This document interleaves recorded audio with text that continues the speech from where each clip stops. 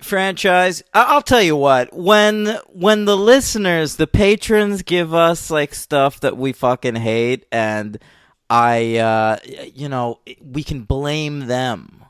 Right. You know what I mean? I've gotten so used to that I forgot what it's like to know that I'm doing something wrong to myself. Right. Yes. Although in this, Patreon didn't exist, but we did not choose Jumanji. That's actually a great point. It was Liana Boris, technically. But I had seen that last Jumanji movie before we did it on the show, and I enjoyed it. And I was so jazzed for this follow-up that I went to go... it's a bonus episode. I'm Daniel Ehrenberg. This is Henry Papali. We're covering Jumanji The Next Level. Whatever. It's like we're on the radio. It's like, in case you're just tuning in, they do have to purposely click. So, but I feel like we should say our names at the beginning of the show. Yeah. It's H. Juge and DG. That's it? That's all you got? Nah, I didn't think about it. Yeah, clearly I didn't either. Mm-hmm. So, all right, continue. The D Rainforest. I will say we chose Jumanji for Liana, and now she's long gone from the podcast, and we still have to watch these movies. And so I was like jazzed when this one came out in theaters, and I remember sitting in theaters watching it, like really early on in the movie, and just understanding already, like, oh, I'm gonna have to see this again in like a couple of months. And like I knew that going in, but then just like once I realized I was not enjoying the movie, this like sinking feeling overcame me. Do you find that this is like notably worse than the last one? All right, I gotta be honest with you. I did not think that at all. I was dreading this fucking thing. I was not a fan of the first movie. Tried to listen really to third movie. Right. Not right. You recall I also watched I meant the first. You mean the Robin Williams one? Correct. Yeah, that's what I meant. That's what you meant? Okay. Yes. I'm just also reminding you, the first The Rock movie's the third Jumanji movie because I also watched Zathura: A Space-Time Adventure. Yes, I actually went back to catch myself up a little bit since we did this episode in May 2018. Mm-hmm. So I barely remembered the Rock one. I kept trying to find what I gave it. But of course we rambled on so long in that episode I just gave up. I gave it a 3. I know that much. You did know that. All right. Yeah. I put on Letterboxd, I gave it a 2 because it sounds like I probably would have, but I liked this movie. Was actually kind of it did something I didn't think it would do. I actually laughed a couple times, and I was surprised. Now, you thought it was notably worse. This is not good. Yeah. You know, I found this to be a very old-fashioned seeming sequel, where now with sequels, I feel like most studios just treat them as TV shows where you're just getting like the next chapter of a serialized story. And this was a weird one for me because it reminded me more of sequels from like the late 90s, early 2000s. Things like American Pie or Austin Powers or even something like The Mummy, where like it's just kind of the same movie again. Yes, absolutely. Just slightly a tilt. You're like hitting all the same beats. You're right. These are the jokes you remember. They even did a thing where, like, of course, like the main conceit of these movies is the teens, they go into a video game and then they become The Rock, Jack Black, Karen Gillan, and Kevin Hart. And so it's the personalities of the teens coming through them. And so in this one we decided to like twist it up a little bit. Danny DeVito's involved, Danny Glover's involved. So Jack Black and Kevin Hart and these people are playing different characters than they did in the last one, which is a good idea. But then, of course, like halfway through, they just go back to the ones they were playing in the first one. Yeah, no, that's. But you know what? I was thankful for it because the ones they were doing for this one were not working. Okay, so interesting. So that's a really good point about the 90s thing because that's very true. It was not going for anything new at all whatsoever. It literally is just like the next level. Like it is different from the first game as World 1 Level 2 of Super Mario Brothers is to World 1 Level 1. Totally. It's like the first level of Altered Beast, and then the second screen of Altered Beast. That was a great game from Sega Genesis in the late 80s. I don't believe you. Altered Beast, look it up. I am going to look it up. I found it, and it was in some article I was reading about something completely different, and I was like, holy shit, I forgot about Altered Beast, and you can actually get it on your phone. It was really nostalgic for me. But I was a Sega guy, remember? You know, all the friends were Nintendo. Yeah, I was too. All right. You don't remember Altered Beast? Wow. No, but here it is. It's a 1988 beat-em-up arcade game. It's set in ancient Greece and follows a player character resurrected by Zeus to rescue his daughter Athena from the ruler of the underworld, Neph. Through the use of power-ups, the player character can assume the form of different magical beasts. Yes. After There you go. It's great. And every time he would change, you'd see his body just sort of like do that kind of flashy 1988 morphing. It was great. It was so much fun. Hey, they remade it for PlayStation 3 just like 10 years ago. Oh, all right. So yeah, the thing is that I want to know what you mean about which character switching, because I found the Kevin Hart being Danny Glover and Danny DeVito turning into The Rock. I liked that. Okay. I thought that had the potential to be the worst idea on earth, and I thought it was kind of funny. I was dreading watching this. I was dreading it, and I didn't hate this movie. I think you didn't hate it because you were dreading it so much. Probably, but those touches I thought were kind of funny because at least we didn't have to sit through the exact same character. You got to see The Rock doing something a little bit different. You got to see Kevin Hart, who's my MVP of this one. Yeah, I know you're not I think he was your LVP in the last one. Probably was. Yeah, I mean, I'm not. He does a very good Danny Glover, and he's toned down because of it, and that helps. And I like that. Aquafina, I thought, was very charming. Jack Black made me laugh a couple of times. I don't know. I maybe it was because I wasn't inundated watching a double feature of Jumanji that I was also a little more open to it than 2 years ago. Hey, speaking of Jumanji, The Next Level, it was directed by Jake Kasdan. Yeah, sorry, let's give the stats. Whatever. It's the new Jumanji movie. It's the same team as the last one, relatively. Jake Kasdan directing. We like him from things like Walk Hard and The TV Set and Zero Effect and Orange County. Good filmmaker with the exception of Bad Teacher. And then we've got writing. He's involved along with Jeff Pinkner, who is a J.J. Abrams guy, and Scott Rosenberg, who's also a J.J. Abrams guy, but he got his start, of course, writing Beautiful Girls. Wow. Yeah. Wow. Great movie. Yeah, I have some thoughts on it. I just rewatched it.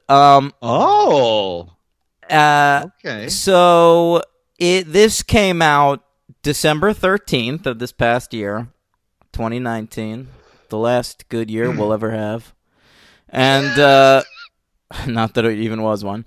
It cost, apparently, according to Wikipedia, $132 million. We know that. Yeah, I see that. And it made $796.6 million. What a hit this film was, Henry. This snuck right in there. We have the final standings here for 2019 at the box office, domestic box office anyway. Jumanji snuck in at number 10. But it's Wow. way ahead of number 11 by over $100 million. It Chapter 2 at number 11. All right. Do you know have we done this? Do you want to guess the top 10? This is the top 10 for last year. 2019. Okay, so Avengers Endgame. That's number 1 with an Infinity Stone, Henry. Okay, nice. Uh-huh.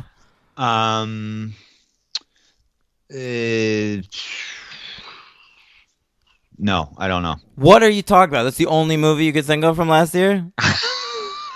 I'm trying to think of the big block, but Captain Marvel. That's number 6 Okay. with all right. an Infinity Stone. Yeah, aren't there 5 or 6 of those? I don't know. 6, right? Yeah. 2019. All right. I don't know, man. God. I can't. All right, here it is. Let's number 10. You've got there Jumanji. Okay. All right, and that's no mean feat. Some of the movies that just missed out, Hobbs and Shaw. How about that? Us. Jesus. John Wick 3. All right, those are outside of the top 10. Wow. All right. Wow. All right. But number 10, Jumanji. Number 9, Joker. Oh, Yep. right. That's number 9 with a sledgehammer beating you over the head. Number 8 is Aladdin. Okay. Yeah. All right, we covered it. Number 7, Spider-Man: Far From Home. All right. Number all right. 6, Captain Marvel. Number 5, Toy Story 4. I didn't even remember that came out last year. Okay, sure. Number 4, Frozen 2. Yeah. Wow. Okay. Jeez. Number 3, another movie we covered, Star Wars Episode 9, The Rise of Skywalker. Yeah. Okay.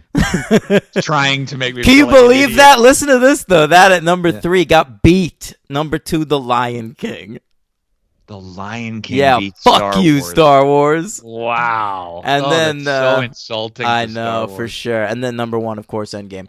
All right, so back to this shit.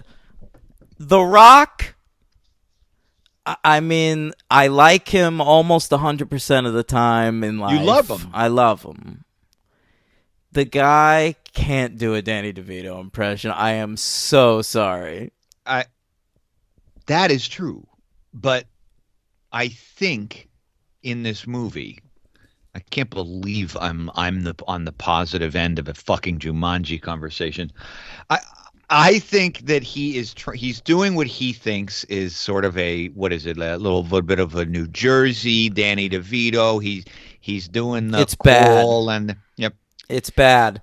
You know, the I Rock just found the it Rock fun is to being watch. outclassed by everybody in this movie, and it's a problem because I don't I think love so. the Rock, and the Rock's whole thing in this movie is he's supposed to be the best. He's supposed to be the most awesome, and he was in the first one. And in this movie, fucking Kevin Hart's funnier than he is. Fucking Jack Black, who is not good in this movie, is funnier than he is. You've got Aquafina, who shows up halfway through and is better. You've got Karen Gillan, who for some reason they decided is going to be the star of this movie. I assume because they had her for the most days of filming. Aw. I like her. I like her fine, but Yeah. let's not go crazy here. You know what I think might be going on here too is that you and me right now with the Rock, I'm so not tired, but maybe a little bit of the Rock fatigue. Always kind of playing himself. It was funny and fun to me to see him try something different. And whereas you really do love this guy, he's one of you grew up with him, and I think maybe you really just want to watch The Rock when you watch I a movie like disagree. this. I really felt that in the first... It's not a critique. But in the first movie, he's portraying Spencer, the nerdy main kid who's the kid now is weird to watch in these movies because he's from Hereditary. So true. Yeah. So true. But he was doing an arc where he's like the nerdy guy who gains confidence. And that I thought The Rock was able to pull off fine, like being a smaller man in this large body. But now in this movie, they're just asking him to, like, the version of that he's doing in this movie is a Danny DeVito impression? I don't think so. Like, really, the only arc to get invested in this movie is the Karen Gillan arc, which is she is playing the same kid as she was last time, right? And the Danny Glover. I thought that was done well. Oh my god! But it's just so out of left field. Like we watched this whole Jumanji movie, the last movie, but the kids getting trapped in a video game. There's time loops. Colin Hanks has been trapped in there. Wait, where's Kevin Jonas coming from? They've developed all this mythology, and then in this movie, they're really asking me to really care about Danny Glover and Danny DeVito aren't friends anymore. And they used to run a restaurant together, and one of them wanted to keep running the restaurant, and one of them wanted to travel the world. And now, in this movie, they need to rediscover their friendship. That's absolutely what's going on. That is. I'm supposed to care about that? Yeah, no. I think the thing is that I didn't remember anything from Welcome to the Jungle. Not one thing about that movie was memorable to me. And so when I watched this, it was almost like seeing, and this makes sense from kind of what you said, it's starting from scratch, essentially. So it's essentially like I was watching this this version of Jumanji for the first time. Like Robin Williams existed, and then this. Well, like you could literally come into this movie. I think you will probably agree with me. You could watch this without having seen Welcome to the Jungle and be like, "Oh, this is what they did with the new Jumanji movie." Yeah, you can definitely do that. But as someone who's hosting a show called The Franchise and likes to pay attention to the progression of a franchise from movie to movie, I remember the last movie quite well. And for me, the beginning of this movie was like as big a fuck you in its own way as like the beginning of Alien 3 killing like Newt and shit. Oh, that's insane. Jesus, you really were invested in that Jumanji movie. Listen, the whole arc of that Jumanji movie was this Spencer kid, played by Alex Wolff, developing some fucking balls and asking out that girl Martha, and them like whatever hooking up. And so in this movie, like it starts with like he doesn't have it at all. He's away at school. He's miserable. He has no confidence whatsoever. Now he's back in town. He's supposed to see his friends for like the first time in a few months the next day. And he has like a fucking panic attack about not being The Rock anymore, and decides to pull out this video game that almost murdered all of his friends. None of that made any sense. I'm totally with you on that. I mean, as an inciting incident, it is a loser. Yeah, it is. I agree with you totally on that. When he did that, I mean, I don't think they had confidence in that idea because they didn't even show him actually get in the game. No. They even made a point of a big point of tap dancing around it, and then made the friends have to discover that he did it because there's no reason because why because it's unforgivable. Right. In the first movie, they all got into the fucking game as an accident. They were like cleaning up at school or whatever the fuck. All true, fair points. Yeah. Yeah, and so in this one, like, it's a rescue mission. Like, oh, our friend fucked up. Now we're all gonna risk our lives again, and not only us, but also your fucking uncle and his friend, apparently, his former friend who's hanging around. Yeah, I just didn't. I believe I'm part of the franchise co-hosting team, but and I usually do care about the continuity. But in this particular one, I just didn't really care. So I got past that stuff pretty quickly because I found the rest of it just pretty entertaining. I did not think it was original. It didn't build anything from the first movie, but it didn't bother me that they didn't continue that arc. But having said all that, everything you say is absolutely true. I mean, going into the inciting incident is completely unoriginal. completely. It's not only unoriginal, it immediately makes a character that was your hero and your audience point of view in the first one into a selfish fucking prick. Right. And I think if you were to watch the Welcome to the Jungle and then this right away, like if we had done these You'd right get away, whiplash. yes, I agree with you. But 2 years having elapsed for me, you can understand where I don't, but if I was watching these together as on our show we usually do, then I would absolutely have felt that, because at the end of the first movie, it's the end of Welcome to the Jungle, right? Like you said, Spencer now has confidence. He's got the girl. He's got all this stuff. And so if you are just, like you said, you get whiplash. If you're put into this movie, all of a sudden he's getting, what did he say? Show him in the college and he's like getting knocked over and his bag breaks and he can't get a cab. And so it's like, wait, what? Didn't he just go through this life-changing transformation to become a man? Plus 3 years have elapsed apparently in the timeline. So it's almost like the whole movie's point of making Spencer confident is totally gone. Yeah, they ignore it completely. It's almost like, I don't know. You got these two characters. You spent so much time working on that relationship in the last movie. Spencer and her name's Martha, right? Sure. The redhead. Yeah. But like in this movie, why don't you just like leave them alone? Like it. You know how, like, on TV shows, sometimes if they're, like, building up a couple for a long time and then they finally get together, the next season, maybe they don't really have a storyline. They're just sort of, They get to be together for a season. Yeah. It's all right. So in this movie, just let them be a couple. There's two other characters. There's, like, a hot blonde girl who you can give stuff to do. She's not a bad actress. And they don't use her at all. They have her in this weird subplot. Yeah. Whose entire purpose seems to be to bring back Colin Hanks because someone required that. And that was really hard to swallow. He was in this thing for 20 years. And then I guess as I remember in the first one, the time actually didn't elapse. So he wasn't actually missing or some bullshit. Yeah. But he risks losing his family, his wife and kids, to just go help this guy that helped him. Wouldn't he just be like, you know what? I really appreciate what you guys did for me last time, but I kind of have, as you can see, I have a mortgage and I don't know. He's got this college girl moving in on him, man. Yeah, you think he's like, what's your name, Bethany? Well, let's see.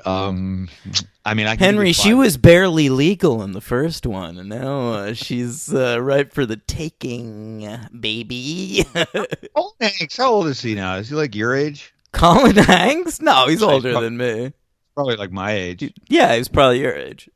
Yeah. Great. I think Chet Hayes is more like my age. Yeah, I don't know. The movie is it's. I thought certain things were nice in it. It's an innocent movie. Are there any jokes or set pieces that you wanted to talk about? I like the flying horse. Actually, Danny Glover turning into a horse and deciding to stay in Jumanji was such a weird character choice that I decided I liked it. Well, I knew there were a couple of things I predicted weirdly, which it's not a big deal because it's not a whodunit, but as soon as they kept changing characters, I was like, Danny Glover is going to become the horse. And at the end of the movie, way before the end, I was like, he's going to stay because they set up that he has cancer. Oh, I forgot that. Yeah. Yeah. And so the whole movie, I was like, he's not going to go back. He's not going to go back. And then, of course, when he says, I was just like, yeah, I know. He's not going back. He's a happy flying winged horse. Why would he go back home and die of cancer? So I knew that shit was coming. But you're right. I mean, they switch a lot, right? I mean, like. Well, halfway through, they discover that sort of water that can change you can switch characters. And so once they discover that, they do that a lot. They do it. The first time they do it, it's the big black guy. Fridge, right. He becomes Karen Gillan. Right. Yeah. He jumps Right, he loves it for a few minutes, and Jack And Black she's like, "Don't grab my boobs," and he's like, "What was the first thing I did, son?" ready. Yeah, I know that was fun. That was real funny. But they and then she dies, right? Yeah, he gets cocky in her body, no pun intended, and he swings on a tree, falls, dies, and then comes back. Though they get switched again. I don't remember how they get switched again, but Because Jack Black reaches into the water and he's like, enough of this, let's get back to where oh, we right, were. right, yeah. And then Aquafina, she becomes Danny. How does she get Danny DeVito in her? Well, at first, Aquafina is Spencer. Yeah, Right. they find her, and she's sort of a new playable character in the game, and she's kind of like a ninja, with like a racist Asian name. That's kind of funny. Yeah, it was like Ming something. What? Yeah. But yeah, I thought Aquafina handled herself well in this. She acquits herself well in a big box mainstream Hollywood movie. It does. I mean, I had never really seen her in anything until this show, and you educated me on her. And then when I saw her in Ocean's 8, I was like, okay, but there was so much going on in that movie that like She I was didn't my really MVP in that movie, though. like. Yeah. Really liked her in this. I thought she was. I was just like, she is very, very appealing. Like, Yeah. very funny. She's got that kind of funny, salty voice that's like kind of deep, and she's just very likable. And She was good in Crazy Rich Asians too. I feel like she's a fucking star, man. Just like throw her in any piece of shit, and she like rises above the material. yeah, yeah. But like, I guess I didn't. I mean, the set piece. Some of the set pieces were okay. I mean, but most of them. There was I a mean, snow one because the It was a first desert. movie. Yeah, right. We tried to change the landscape a few times. Yeah, I didn't care for the villain because lo and behold, when I saw him, I was like, "This is like this is Jumanji, like harping on a Game of Thrones thing or something." Then, sure enough, that actor was, I guess, I found out one of the characters There's in Game of barely a villain in this fucking movie. Like, Yeah, yeah, I mean, I guess that guy's the LVP, But- but I mean, it's such a negligible thing. Like, really, they're just like trying to survive the environment. Like, Yes, this it is environment. Yeah, there's just like this random dude wearing like a hood with like a long beard who like wants the ruby or whatever they have, some Like, MacGuffin. it was Bobby Cannavale in the last one, right?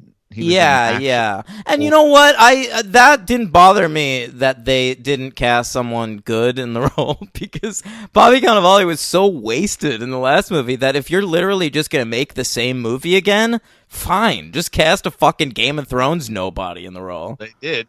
Yeah. Yeah. Meanwhile, they set up a third one, or a fifth one, depending on what your count is. Did you catch that? The stinger? Yeah, I waited. Yeah. All right. Mid credits. It's exactly the same as the end of Jurassic World: Fallen Kingdom, where like the things of Jumanji are let loose on the world, and it's such like an obviously normal, regular idea for a sequel that it blows my mind that they didn't just do that for the second one. Make Jumanji just on Earth. Yeah. Yeah. Instead of doing the first one again, just make a second movie. Yeah. That's true. That's true. I don't know, but then that honestly that would have had to really stretch. I mean, this is a cash cow, and that's what this was. So it's not very creative, and so if they would have had to do that, they would have really had to stretch, right? Because then they'd have to decide what rules are going on Earth that what can you bend, it's way too much thought, I think, for that. That's what the first one is.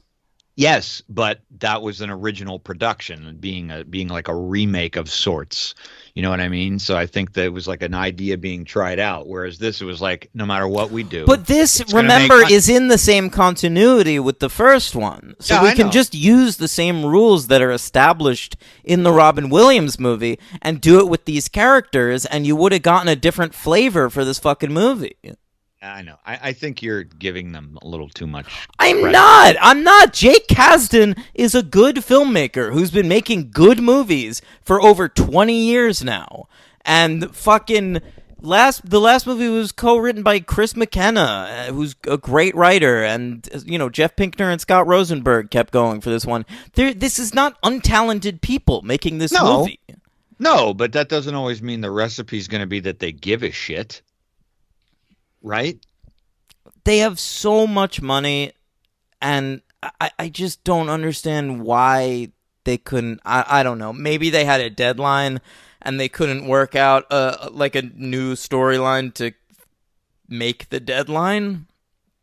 I mean, it is only 2 years since the last movie, which is a pretty short time frame. So they might had to rush the fuck out of it. They probably greenlit it while this first one was still in theaters. I'm did, sure they did. They Yeah, did. right. So I mean, they needed to give them one more year. 2 years, we know it is too short a time frame. Dan wanted more from Jumanji: The Next Level, folks. I did. I fucking did. I know you did. And I think that's cool. I just didn't. I didn't really. So it was for me like it was totally fine. I didn't. Okay. And then the movie ends with Danny DeVito. He goes to the old restaurant that he used to own, and now it's run by Bebe Neuwirth, and he gives her a look like The Rock, and she decides that she's gonna fuck him. That was really, really gross. Yeah. And I'm like, Bebe, you could get like a normal sized man. That's exactly the fucking thought I was having I was like, first of all, Bebe Neuwirth, you are still gorgeous. And you can... I wanted to say, like, I'm no prize, but I think I'm better than Danny DeVito. When you see things like that in movies, you definitely think that. I totally thought that, too. I was like, could I get Bebe Neuwirth? You can get the Bebe Neuwirth of this movie. It's like, is that... okay, that's cool. It's good to know. Also, Maren Hinkle, the actress, I don't know what she was up to during the filming of this movie, but she plays Spencer's mom, so Danny DeVito's daughter, and she is never in the same shot as any other actors in this entire movie. So I don't know if they shot everything in like one day on a different set or something, but she's always in a doorway. She's often in a doorway. Or a hallway on the main floor. They never... You're right. Holy shit. What's she from? What do you know her from? She's been around forever. She was on she was a regular on 2.5 Men. I know that. But I mean, like, she's in like 80s movies and stuff. Oh, Jesus. Okay. I didn't recognize her at all. Let's see. Oh, she's on the Marvelous Mrs. Maisel now. That's what she's up to these days. Oh, not 80s movies, but 90s movies. Well, she's in Frequency. You can check her out in I Am Sam and Dark Blue. She's been around. Dark Blue's great. Sure. It is, yeah. I remembered a scene I thought was cool, even though it's a Temple of Doom ripoff, but whatever. The mandrill sequence with all the monkeys attacking them on the bridge. Yeah, I thought that was cool. It's okay. Dan he is not taking it. I wasn't having this one, and I should not have rewatched it. Honestly, I got like 10 minutes into the rewatch for the podcast this morning, and I was like, it all came back to me. I was like, oh, I remember every complaint I had the first time I saw the movie, and it didn't change at all. So like, you saw it 6 months ago? Yeah, I saw it in theaters back in. It was December, so like 6 months. Okay, yeah. And okay, so nothing would really, I would think, alter. No, I just needed to be reminded of all the things I just said. Right. But I was in the first 10 minutes. Like the second Spencer went back into the game, I was like, oh, right, that's why I hate this movie. Yeah. Maybe establish a 6-month rule for yourself for the show. If we do bonus, if you remember it well enough. I didn't think I did, but I was wrong. Okay, because honestly, like if you asked me yesterday what happens in this movie, I remembered absolutely nothing. Okay, so you were like me with the next level. I just I needed mean, a tiny refresher. yeah. All right, I give it a 2, Henry. What do you give it? Yeah, I give it a 2 as All right, well. who's your MVP? Kevin Hart, you said? Yeah, Kevin Hart. All Uh, right. I'm gonna say my MVP for this one is I'll go with Aquafina, but Kevin Hart would have been my second choice. I thought he was very funny, and I really liked every time they were doing Danny Glover, and they would say he has to speak faster, and I thought that was very. He was funny. good at that. He Kevin Hart when he needs to tone down can do it. That's what I learned. Maybe I was like really entranced with that. I was just kind of like, oh my God, he's not like yelling and screaming and running around the screen. It was kind of nice, and did a very funny Danny Glover impression, which I thought was very good. Yeah. And LVP, I mean, I don't know, man. Honestly, that's Spencer kid when he was the kid. I like that actor's good. I mean, he's great in Hereditary. Alex Wolff. I mean, Alex Wolff, yeah. I mean, I don't know. He's got sort of this very Jason Biggsy quality to him. Sometimes care for. It's like we get it. I get it. Like I can't, Yeah. Why the long face, buddy? Dude, yeah, exactly. Like you're a loser. We know, and maybe he's so good at it. I just can't. It's just like he gets he gets exhausting for me to watch. And he's not even in this movie that much. No. But, yeah, he's my LVP. All right, I'm gonna say something right here. I know the villain's the worst part of the movie because he's not really a villain. But least valuable player, I'm gonna say Dwayne The Rock Johnson. History has been made. Yeah. The franchise. I'm so sorry, Dwayne. I love you. You're perfect. You're the second best wrestler of all time, of course, after Stone Cold Steve Austin. But I cannot. This was not the one for you, buddy. Ooh, boy, this was like me giving Tom Hardy LVP for Capone. It was not fun to do. Oh, I didn't know you did that. They do MVPs and LVPs on the Real Rundown? No, it's me too. Oh, okay, got it. All right. You have a superhero count? I do, courtesy of one of our most loyal listeners. You know who the rest are. You know who you are. Joshua Lemur. Joshua Lemur, definitely one of our top 5 best listeners. Yeah. And of course, the rest know who they are. Yes.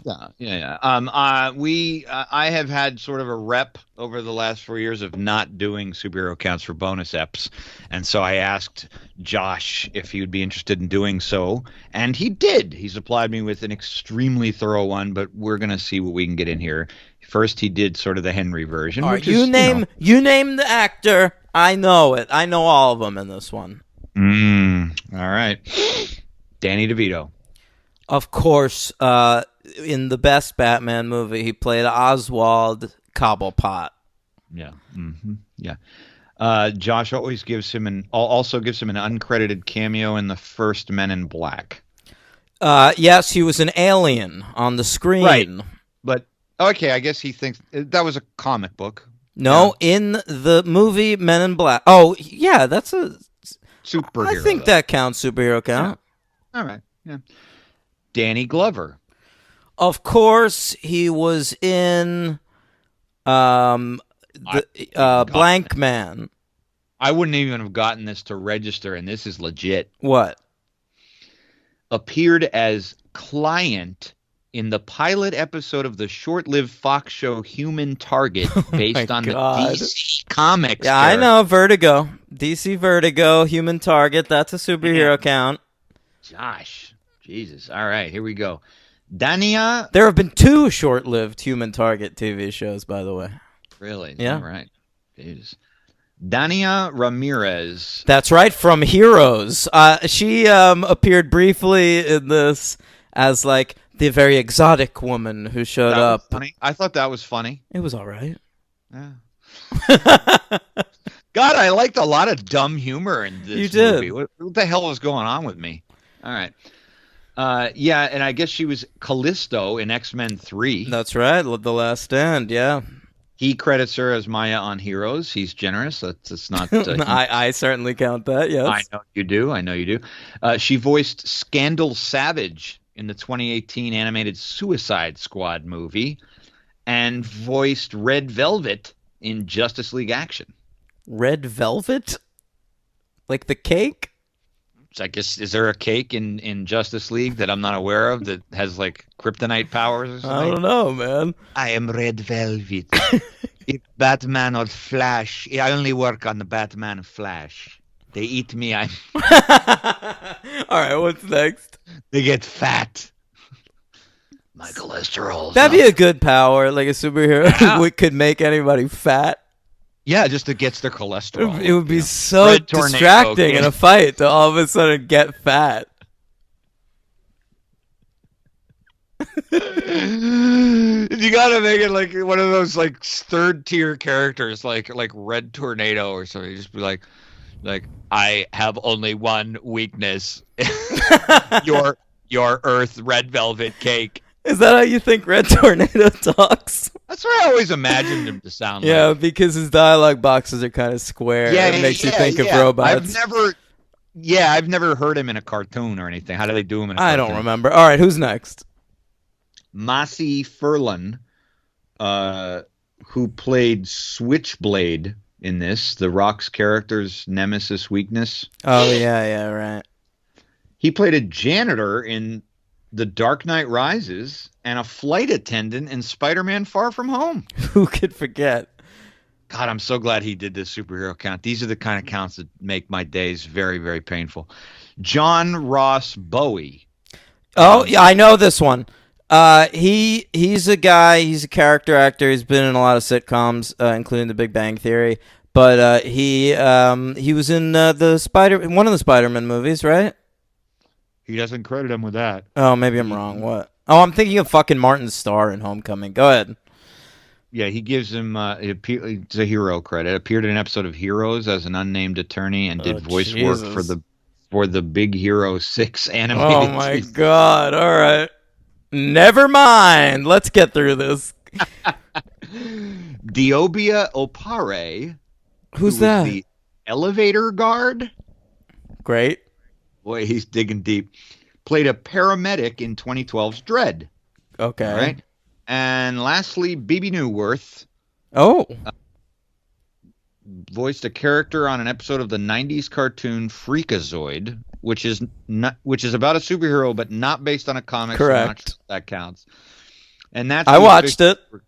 And he's got 5 other ones from IMDb if you want to hear them or not. Yeah, read them. Go quick. All right. Dorothy Steele. She was the village elder in Jumanji The Next Level. Also played a village elder in Black Panther. Ooh, Village Elder Special. Yeah, that's what she does. Vince Pisani was the pharmacy manager. Sure, when Spencer goes to get his meds, right? I think. Oh yeah. When he that's right. I remember. No, he works. Doesn't he work in the convenience store? Yeah. And Yes, and yes. the guy's like, "Aren't you fucking done by the straws yet?" Or whatever the fuck he's doing. Yeah. Get off your phone, you piece of shit. I think well- I think I should browbeat you enough so that tonight you dive back into your fucking video game, you dumb piece of shit. Essentially, that's what he acts like. Yeah. Yeah. It was a good manager impression. Thank you. Well, he played a cashier in Watchmen series, HBO, and Dr. Kelsey in The Gifted. I don't know what the Gifted. Oh, you should be counting that. That's an X-Men show. Bryan Singer directed episodes. All right. Derek Russo played the Keymaster in this movie and has a recurring role as a guard in Black Lightning. He plays the gatekeeper on Black Lightning. Are you the Keymaster? Yes. Vanessa Cater, who played the redheaded marauder in this, also played on Black Lightning. And Morgan Brown, the Fortress Guard, appeared on both The Gifted and Black Lightning. They must have. I assume they shot a section of this movie in good old Canada. But yeah, I also assume all of those people are black because they're all Black Lightning. Josh, that was a stellar job, buddy. That was way more thorough than I can ever do. So much appreciated. Much appreciated. Thank you, buddy. All right, All right. Jumanji, the next level. We fucking did it. There's probably going to be another one. I guess we'll cover it.